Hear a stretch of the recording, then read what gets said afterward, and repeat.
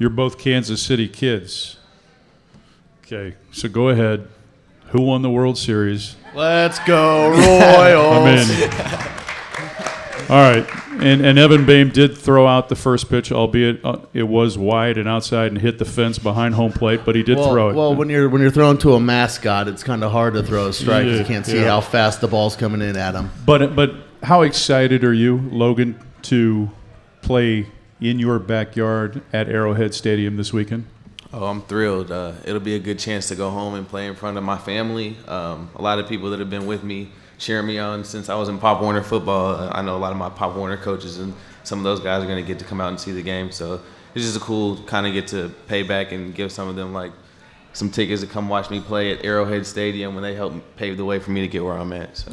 And as we said prior to the break, coming up on Saturday, Evan Boehm will make his 50th consecutive start on the Missouri offensive line. And oh, by the way, it's in your backyard, my friend. Yeah, no, it's special. You growing up and always being a Tigers fan, you root for the Tigers, and you're not really realizing and just dreaming about playing in that stadium, and whether it be in the black and gold, being a Missouri Tiger fan, or playing as a Kansas City Chief, being a fan growing up like that. But making that start, my 50th, and tying the record with two great guys, I mean, it's very special. We're all familiar with Evan Boehm, the football player. Tell us what it was like to play for his father, Royce Boehm. Wow. Coach Boehm, what an experience. One of the greatest coaches I've played under. He was a great guy. And I just like to thank Coach Boehm for a lot of the opportunities he's gave me with football. He did a lot for a lot of players, at least on West. And I know this is his last year coaching at West, I think. I just think it's great what he's built, at least on West. And I just want to say thank you while I got a chance.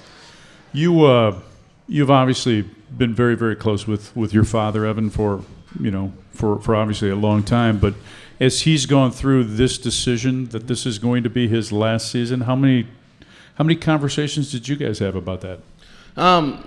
It wasn't really about his last season. I told him he's got to do what he's got to do, and he's at a place now where he feels it's comfortable. But what really got me was watching my brother go through his last season and his last game. And when I tell you guys I teared up pretty good giving him a hug after his last game. I mean, it was pretty. I've never seen him like that before in my life, and it hit me hard just knowing that there's no more Boehms left at least in the West for the football program, but also his high school career is done, and that growing up watching him and supporting him and watching him on Friday nights on the internet is over with. And I'm just proud of those guys both for the season they put together and the career that my dad had and that Tyler had. For you, why Missouri? Why was this a program that made sense to you? Why Missouri? First of all, I did grow up a Tigers fan. Second of all, Mizzou was the first school to step out on a limb and offer me a scholarship. And right after they offered me a scholarship, I got a few more after that. But it just kind of showed to me that they were the first ones in my backyard to show the confidence that they believed I could play at this level. Why do you say it like this, that they stepped out on the limb to give you an opportunity? Why did you phrase that like that? I say it like that because throughout the recruiting process, pretty much every coach I talked to said, we like your film, but when they see me in person, they're like, you're smaller than what we wanted. And I think it kind of goes to show with Coach Pinkel's program, he seems like he likes to develop his players. He sees potential. He doesn't care about your weight, your 5 stars, whatever.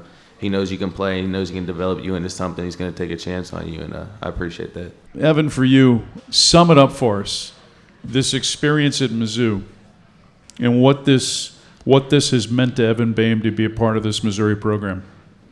First of all, Coach Pinkel, I want to say thank you for the opportunity that you've given me and this team.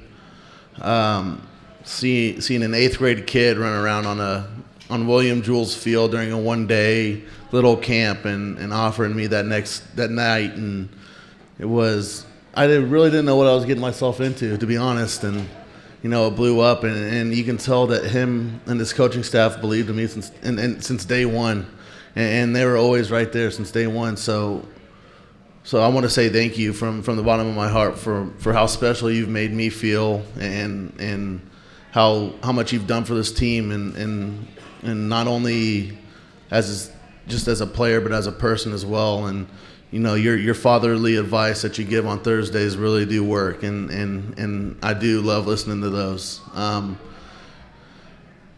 It's coming to an end, and it's weird being here for 4 years and working for 4 years. It's coming to an end, and it's kind of weird. And I don't know, it's just at a loss of words right now, because I've given a lot to this university, and they've given me a lot back, and all I can say is thank you. Guys, thanks for being here tonight. Good luck this weekend. Appreciate all you do. Thank you. Logan, Cheadle, and Evan Boehm. Tiger Talk continues after this on the Tiger Network from Learfield Sports.